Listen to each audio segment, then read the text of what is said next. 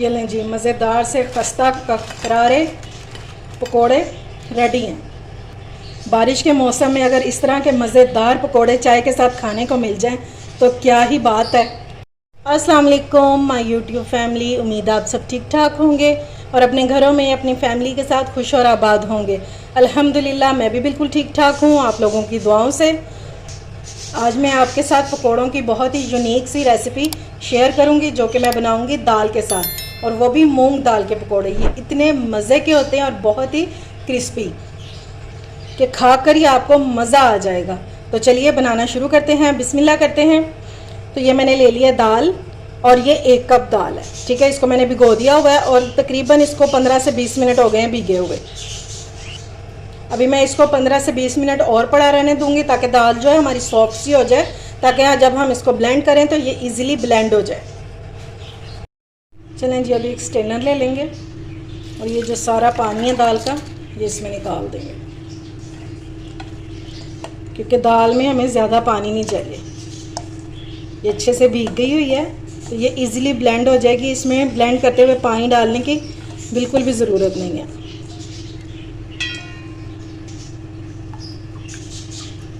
سارا پانی اس طرح کر کے نچوڑ دیں گے۔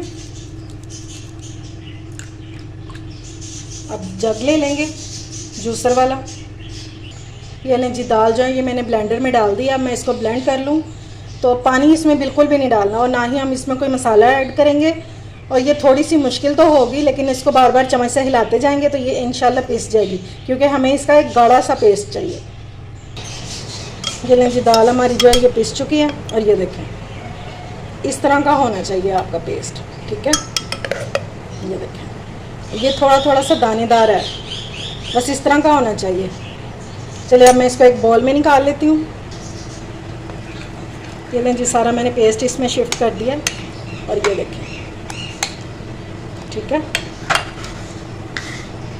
اب اس میں مسالے ڈالنا شروع کرتے ہیں، اور اس کے مسالے بھی تھوڑے سے ڈیفرنٹ ہیں جو اس کو سب پکوڑوں سے ڈیفرنٹ بناتے ہیں۔ تو چلیے شروع کرتے ہیں۔ اب اس میں ڈالیں گے 2 ٹیبل سپون بیسن۔ اگر آپ بیسن نہیں ڈالنا چاہتے تو پھر آپ اس میں چاولوں کا آٹا بھی ڈال سکتے ہیں۔ 2 ٹیبل سپون ڈالیں گے۔ 2 ٹیبل سپون جو ہے وہ کافی ہوگا، بالکل اس سے زیادہ نہیں ڈالنا آپ نے۔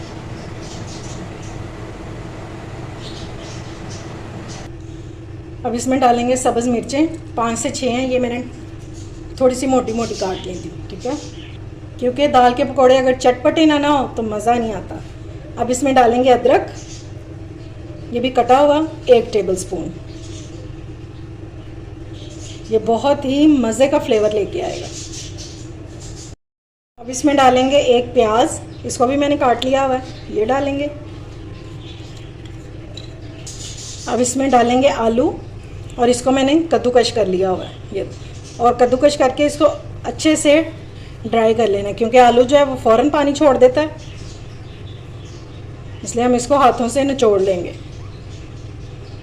اور اس کو کدوکش اس لیے کیا ہے کیونکہ ہمیں پکوڑوں میں زیادہ فلیور چاہیے دال کا، ٹھیک ہے، تو اس لیے ہم نے اس کو موٹا موٹا نہیں کاٹا۔ اور دوسرا کہ ہم نے اس کو آلو کو بالکل ایک چھوٹا سا میں نے آلو لیا تھا۔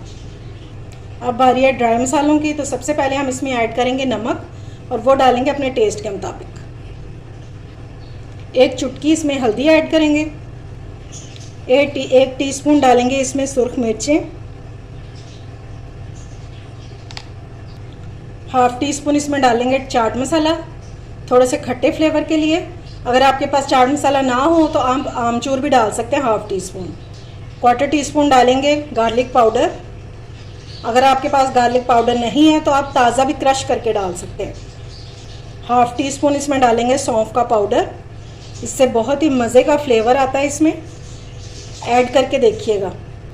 1/2 ٹی سپون کے برابر اس میں ڈال دیں گے ڈرائی میتھی، اور ہاتھوں پہ اس طرح مل کے اور یہ ڈال دیں گے۔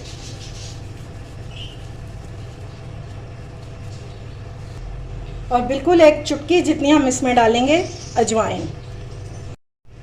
اب اس کو اچھے سے کریں گے مکس،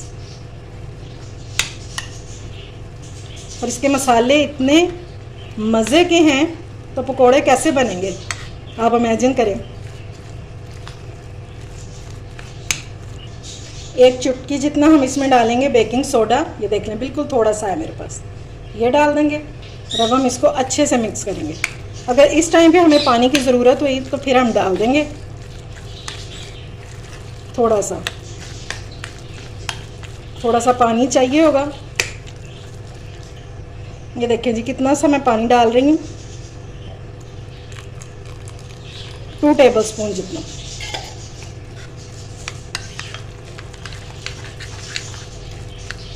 और ये परफेक्ट कंसिस्टेंसी है, इस तरह का हमें बैटर चाहिए इसका। ठीक हो गया। अब इसको हम 5 मिनट पड़ा रहने देंगे। उतनी देर में हमारा ऑयल हो जाएगा गर्म, तो फिर इसको बनाना स्टार्ट करते हैं।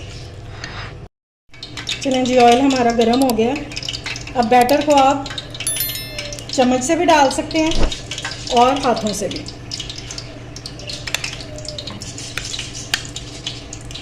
जैसे आपको इजी रहे।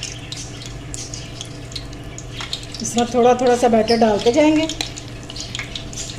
और ऑयल जो है ये ज़्यादा गर्म नहीं होना चाहिए, वरना आपके जो पकोड़े हैं ये अंदर से कच्चे रह जाएंगे। अगर इस स्टेज पर आपको मेरी रेसिपी अच्छी लग रही हो तो इसे लाइक और शेयर करें और मेरे चैनल को सब्सक्राइब भी करें। आपके लिए इतनी मेहनत से रेसिपीज़ बनाई जाते हैं, तो काइंडली इनको पूरा देखा करें।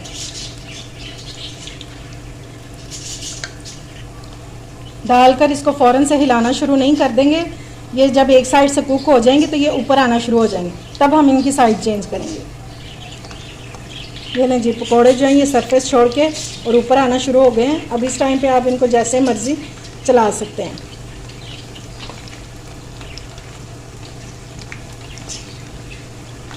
स्पाइसी और मज़ेदार होने के साथ साथ ये बहुत ही कुरकुरे बनेंगे कि आपको खाकर मज़ा आ जाएगा इसका।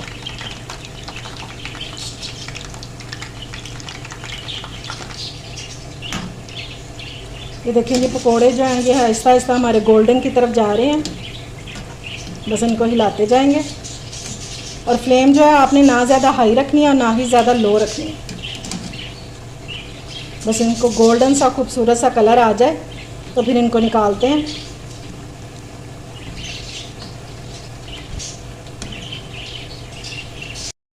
ये लें जी, ज़बरदस्त से पकोड़े हमारे हो गए हैं रेडी और इनको बहुत ही अच्छा सा कलर आ गया।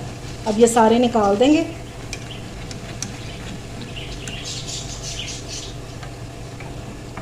ये देखें जी, इनका कलर चेक करें आप माशाल्लाह से। ये लें जी, मैंने फिर से इसमें पकोड़े डाल दिए हैं और 1 कप में देखें ढेर सारे बनकर तैयार हो गए हैं। अब ये रेडी हो जाएं तो फिर मैं आपको इनकी फ़ाइनल लुक दिखाती हूँ।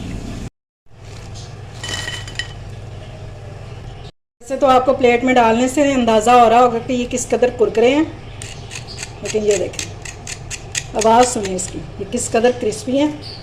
और ये देखें ये गरम है। ये देखें अंदर से भी कुक हो चुके हैं बिल्कुल। हाई फ्लेम पे नहीं करने, लो फ्लेम पे करेंगे, मीडियम फ्लेम पे, तो ये बहुत अच्छे से कुक हो जाएंगे। उम्मीद है आपको मेरी रेसिपी पसंद आई होगी। अगर अच्छी लगे तो फ्रेंड्स एंड फैमिली में शेयर किया करें और मेरे चैनल को सब्सक्राइब भी किया करें। अपना और अपने प्यारों का ख्याल रखें, मुझे दुआओं में याद रखें। अल्लाह हाफिज़।